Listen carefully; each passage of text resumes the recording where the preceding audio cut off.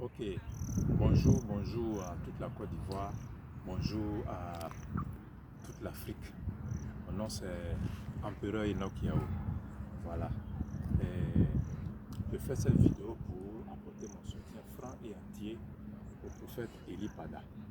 Le prophète Eli Pada, c'est un grand homme de Dieu que le Seigneur Jésus-Christ nous a envoyé, qui a son église à Yopougon.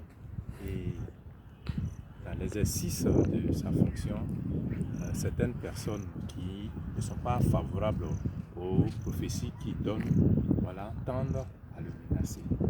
Voilà, donc moi, je viens lui apporter mon soutien franc et entier. Voilà. Le dernier recours d'un peuple, c'est Dieu.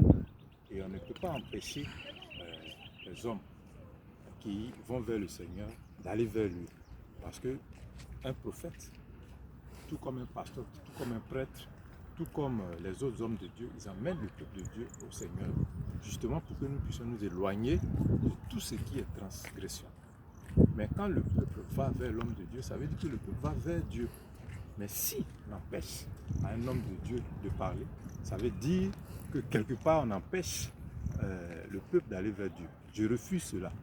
Voilà, donc tous ceux qui se sont amusés à un moment donné, c'est-à-dire à un instant ou à un autre, à menacer le prophète d'une façon ou d'une autre, ravisez-vous, ressaisissez-vous, parce que moi, je ne vais pas vous regarder faire ça. Voilà. Donc c'est tout simplement ce que je voulais dire, que la sagesse nous habite, parce que en Dieu nous nous retrouvons tous. La Côte d'Ivoire appartient à l'Éternel Dieu. Ça, nous l'avons dit de plusieurs manières, et je le redis encore, la Côte d'Ivoire appartient à l'Éternel Dieu, la Côte d'Ivoire appartient à Jésus-Christ. Voilà. Donc merci Ivoiriens, merci chers Africains, avançons.